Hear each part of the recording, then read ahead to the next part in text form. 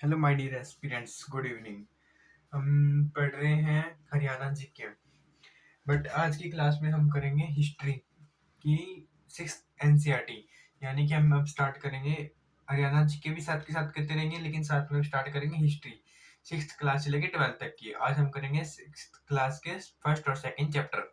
हम आपको बताएंगे कि उसमें कौन कौन से मेन मेन पॉइंट है, जिससे आपको डीपली ना पढ़ना पड़े। जो हम पॉइंट कराएंगे उसमें से आपका पूरा का पूरा चैप्टर कवर हो जाए। तो आज हम स्टार्ट कर रहे हैं history. History class six NCERT. तो चैप्टर नंबर वन।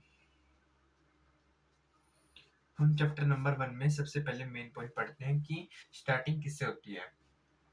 तो नर्मदा नदी के जो मध्य प्रदेश में है, नर्मदा नदी का है मध्य प्रदेश में। कई लाख वर्ष पहले से लोग इस नदी के तट पर रह रहे हैं। कई लाखों वर्षों से लोग इस तट पर रह रहे हैं और वो जंगलों में रहकर उन पर निर्भर है तथा वहां पे जानवरों का शिकार करते हैं। लगभग कई लाख वर्ष से लोग यहाँ रह रहे हैं। नदी के तट पर रह रहे हैं तथा जानवरों तथा जंगलों से परिचित है। जंगलों से परिचित है तथा उन पर निर्भर है। उन पर निर्भर है और जानवरों का शिकार करते हैं। और जानवरों का शिकार करते हैं। ये हमारा हो गया फर्स्ट पॉइंट। ठीक है, अब हम सेकंड पॉइंट लेके चलेंगे। उत्तर पश्चिम में सुलेमान और किरथर की पहाड़ियां हैं, जो कि प्रेजेंट में पाकिस्तान है। उत्तर पश्चिमी सुलेमान तथा किरथर की पहाड़ियां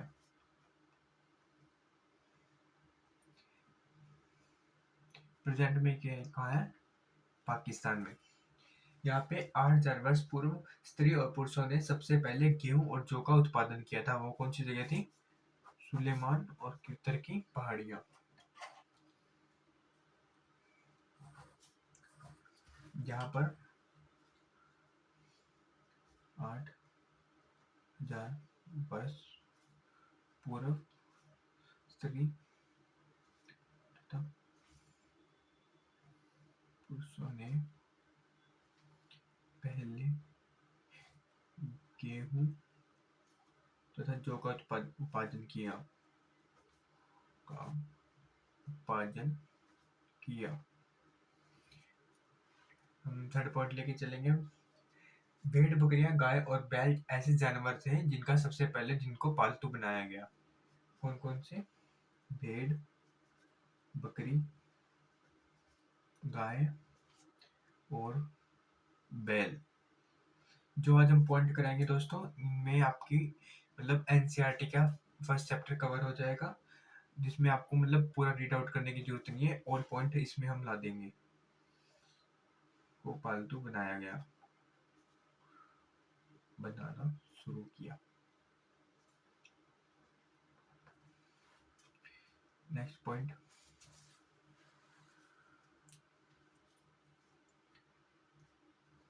उत्तर पूर्व में गारो तथा मध्य भारत में विंध्य पहाड़ियां। उत्तर पूर्व यानी कि उड़ीसा की तरफ, उड़ीसा, अरुणाचल, असम की तरफ, तथा मध्य में यानी मध्य प्रदेश, मध्य भारत में विंध्य पहाड़ियां।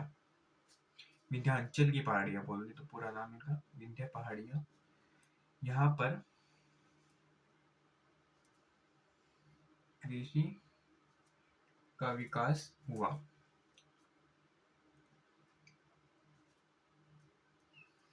था जहाँ सर्वप्रथम चावल उगाया गया और वो विंध्य के उत्तर में थे। चावल की खेती की, चावल उगाया गया, वो विंध्य के उत्तर में थे। ये जो पॉइंट है उनको मतलब एग्जैक्ट एक साथ पढ़ना है। ये नहीं कि जैसे सुलेमान की पहाड़ियों में हमने पहली बार लोगों ने गेहूं तथा जौ के उत्पादन किया, सुलेमान तथा कीर्तन ये दोनों एक साथ पॉइंट काउंट होंगे, ना कि अलग अलग। फर्स्ट पॉइंट हम लेंगे सिंधु तथा इसकी सहायक नदियां। सिंधु तथा इसकी सहायक नदियां कौन कौन सी है? झेलम, चेनाब, रावी, सतलज तथा व्यास। ये सारी सिंधु की सहायक नदियां हैं, जहाँ की लगभग 4700 साल पहले इनके किनारे आरंभिक नगर फले फूले। लगभग 4700 वर्ष पूर्व इनके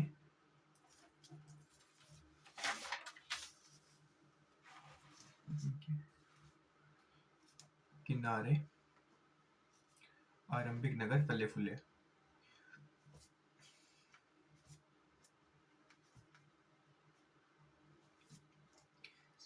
नेक्स्ट पॉइंट, पॉइंट नंबर 5 हो गया। छठा पॉइंट नंबर, गंगा व इसकी नदियों के किनारे समुद्री तट के पास जब जो नगरों का विकास हुआ था वो हुआ था 2500 वर्ष पूर्व। 2500 वर्ष पूर्व इन सिंधु नदी के पास हुआ था 4700 और गंगा नदी पे हुआ 2500 पूर्व। गंगा तथा इसकी सहायक नदियों के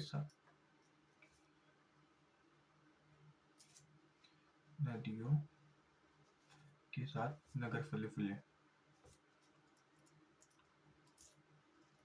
नगरों का विकास हुआ। ठीक है। नेक्स्ट पॉइंट, गंगा के दक्षिण में उसकी सहायक नदी सोन है। गंगा यानी कि साउथ की तरफ, गंगा के दक्षिण में उसकी सहायक नदी सोन है। और सोन के आसपास का जो एरिया था का इलाका मगध के नाम से जाना जाता था। मगध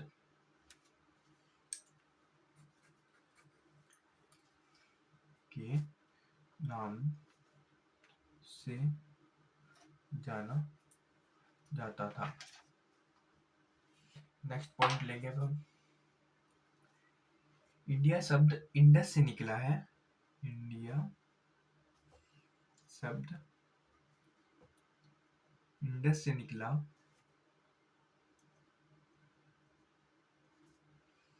तथा जिसे संस्कृत में सिंधु कहा जाता है। जिसे संस्कृत में सिंधु कहा जाता है।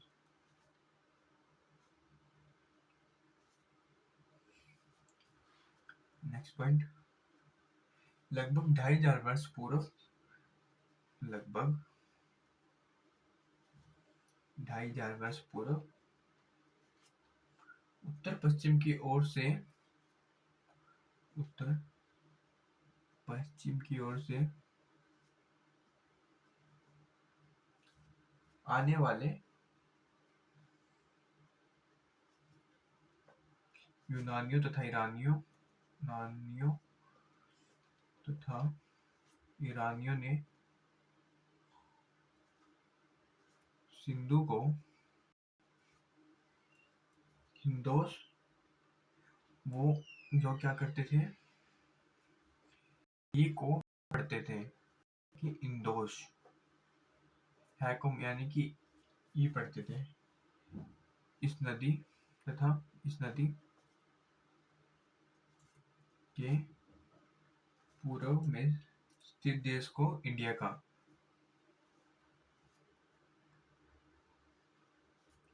देश को इंडिया कहा।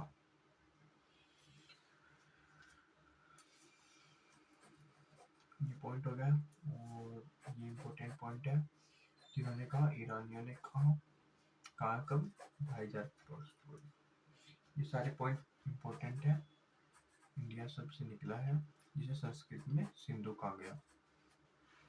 वो कर लिया था ऑलरेडी अंडरलाइन। नेक्स्ट है 10th पॉइंट।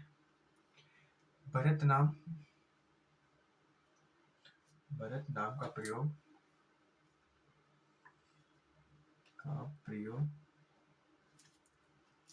उत्तर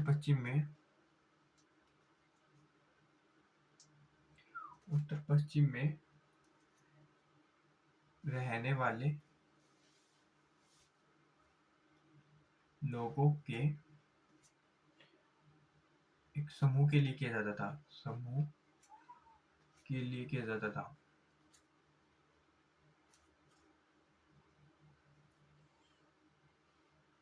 जो 3500 वर्ष पुरानी कृति ऋग्वेद में मिलता है, किया जाता था। इसका उल्लेख संस्कृत की आरंभिक कृति लगभग 3500 वर्ष पूर्व पुरानी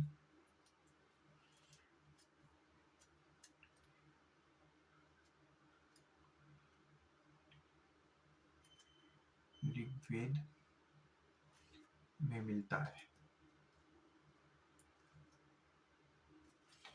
भरत नाम का प्रयोग उत्तर पश्चिम में रहने वाले एक समूह के लिए किया जाता है। इसका उल्लेख संस्कृत की आरंभिक कृति लगभग ऋग्वेद में मिलता है। एक समूह और संस्कृत हो गया। इसकी पीडीएफ अपलोड कर दी जाएगी आपको प्रोवाइड। कितने पॉइंट हो गए? 10 पॉइंट हो चुके हैं। 11वां पॉइंट,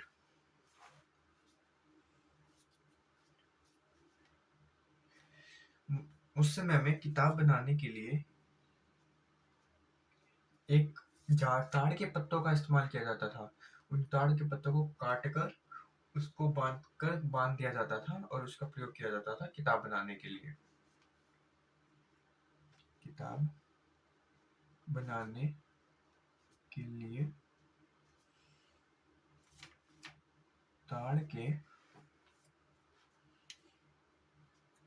पत्तों को काटकर उनको बांधा जाता था।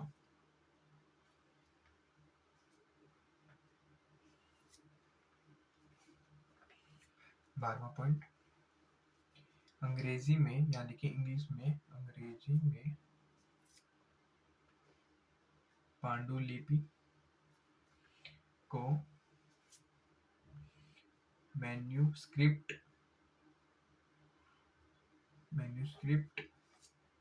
कहते हैं। लैटिन में मेनू को हाथ से लिखना कहते हैं।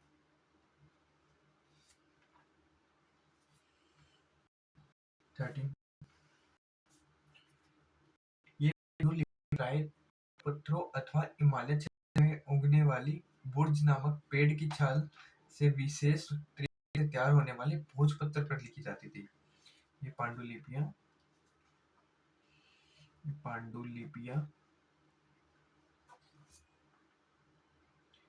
प्राय ताड़पत्रों अथवा हिमालय क्षेत्र में उगने वाले बुर्ज नामक पेड़ की छाल से विशेष तरीके से तैयार भोजपत्र पर लिखी जाती थी। भोजपत्र पर लिखी जाती थी।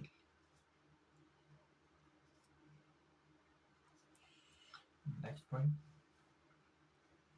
इसके अतिरिक्त हमारे यहाँ महाकाव्य, कविता तथा नाटक भी है जो संस्कृत में लिखे मिलते हैं तथा अन्य प्राकृत तथा तमिल में है। भाषा का प्रयोग हम लोग करते हैं।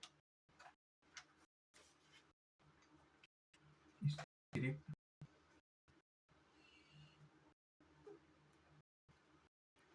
हमारे यहाँ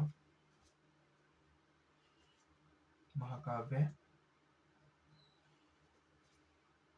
कविताएं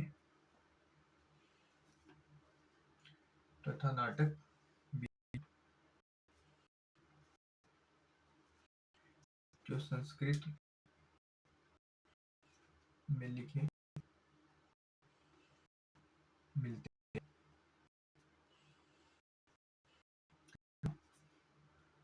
प्राकृत तथा तमिल में है। प्राकृत भाषा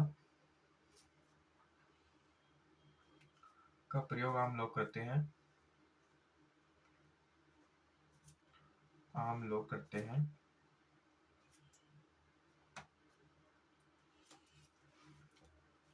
15वें नंबर पे है, हम अभिलेखों का भी अध्ययन करते हैं, जैसे लेख पत्थर अथवा धातु जैसी अपेक्षाकृत कठोर स्तरों पर उत्तीर्ण किए जाते हैं। अभिलेखों का अध्ययन करते हैं। और अभिलेख किस पे बने होते हैं? अभिलेख पत्थर तथा धातु जैसी अपेक्षाकृत कठोर सतहों पर उत्तीर्ण किए जाते हैं।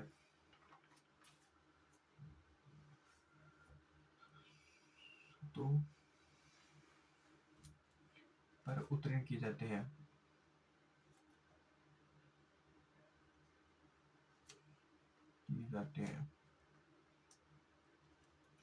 नेक्स्ट पॉइंट, लगभग 2250 साल पहले पुराना अभिलेख जो वर्तमान में अफगानिस्तान के कांधार से प्राप्त हुआ है।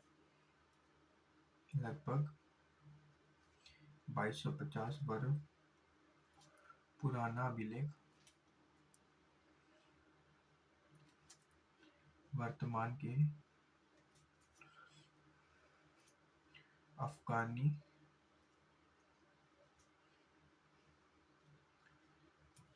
के कंधार से प्राप्त हुआ है।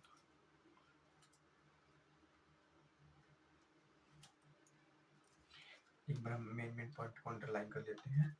किताब बनाने के लिए ताड़ के पत्तों का प्रयोग किया, काटकर उनको बांधा जाता था। ठीक है। अंग्रेजी में पांडुलिपि को मैन्युस्क्रिप्ट कहते हैं। लैटिन भाषा मैनु को हाथ से लिखना कहते हैं। ये पांडुलिपियां प्राय ताड़पत्रों, हिमालय क्षेत्र में उगने वाली बुर्ज नामक पेड़ की छाल भोजपत्र पर लिखी जाती है। इसके अतिरिक्त हमारे यहाँ महाकाव्य, कविताएं तथा नाटक भी है जो संस्कृत में लिखे मिलते हैं तथा अन्य प्राकृत में है। प्राकृतिक भाषा का प्रयोग आम लोग करते थे। अभिलेख पत्थर धातु जैसी कठोर सतहों पर उत्तीर्ण किए जाते हैं। ये वाला पॉइंट इंपॉर्टेंट है और इसमें ये पत्थर पर नहीं, धातुओं पे भी उत्तीर्ण किए जाते थे। यानी कि दोनों पॉइंट काउंट होंगे। लगभग 2250 साल पहले जो पुराना अभिलेख था वो वर्तमान में कहाँ से मिला है? अफगानिस्तान के कंधार से प्राप्त हुआ है। यह अभिलेख किसका था? यह है अशोक का अभिलेख है। अशोक से हम भली भांति परिचित हैं।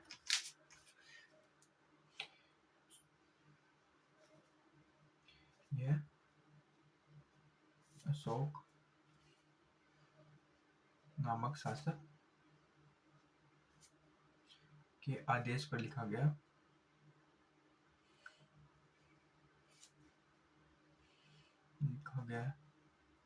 था। यह अभिलेख यूनानी तथा अरामीक नामक दो भिन्न लिपियों तथा भाषाओं में है। नेक्स्ट पॉइंट, मिस्र एक देश है। मिस्र के उत्तरी तट पर रोसेटा नाम का एक कस्बा है। यहाँ से एक उत्कृष्ट पत्थर मिला है जिस पर एक ही लेख 3 अलग-अलग भाषाओं में तथा लिपियों में है। एक पत्थर मिला है यानी कि रोसेटा नाम का यानी कस्बा यानी कि गांव, एक कस्बा है। यहाँ से एक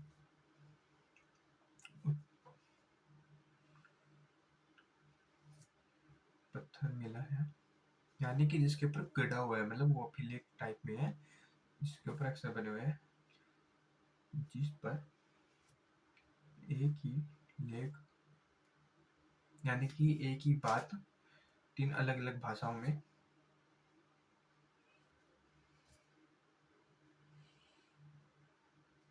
तथा लिपियों में है। इसके मेन पॉइंट, अशोक नामक शासक के कहने भी लिखा गया था। यह अभिलेख यूनानी तथा अरामीक की 2 मेन पॉइंट है। यूनानी तथा अरामीक नामक 2 लिपियों भाषा में है। मिस्र के उत्तरी तट पर नामक कस्बा, यहाँ एक पत्थर मिला है जिस पर एक ही अभिलेख 3 अलग-अलग भाषाओं तथा लिपियों में है। तो गाइस, हमारा फर्स्ट चैप्टर कंप्लीट हो चुका। Chapter 1 complete. अगर इसमें कोई पॉइंट रह गया होगा तो हम बता देंगे। एक पॉइंट इस चैप्टर में है उसको लेके, क्या बोलते हैं, ईसा पूर्व को लेके। जो ईसा मसीह था उसके जन्म के पहले के समय को ईसा पूर्व कहते थे और समय उसके जन्म के बाद को ईसवी कहते थे। और जो ईसवी है उसके ऊपर डिपेंड है कि ईसा पूर्व के बाद ईसवी से मतलब पहले ईसा पूर्व होता था, वो उसके जन्म के बाद से स्टार्ट हुआ है ईसवी। ये पॉइंट है एक और, बट इसको हम अच्छी तरह से जानते थे इसलिए मैंने इसमें ऐड नहीं किया। बाकी हमारा चैप्टर 1 कंप्लीट हो चुका है। आज हमने देखो 2 पेज में पूरा का पूरा फर्स्ट चैप्टर कवर कर लिया। अगर हम ये मेन पॉइंट है, हमें एक्स्ट्रा बातें नहीं पढ़ने की जरूरत। ये अगर हमने कर लिया तो हमारा फर्स्ट चैप्टर पूरे अच्छे से कंप्लीट हो जाएगा। इसमें हमारे सारे के सारे पॉइंट कवर हो गए हैं। अगर वीडियो अच्छे लगे तो लाइक एंड सब्सक्राइब जरूर करना और फॉरवर्ड करना। Good evening guys, thank you for watching my video.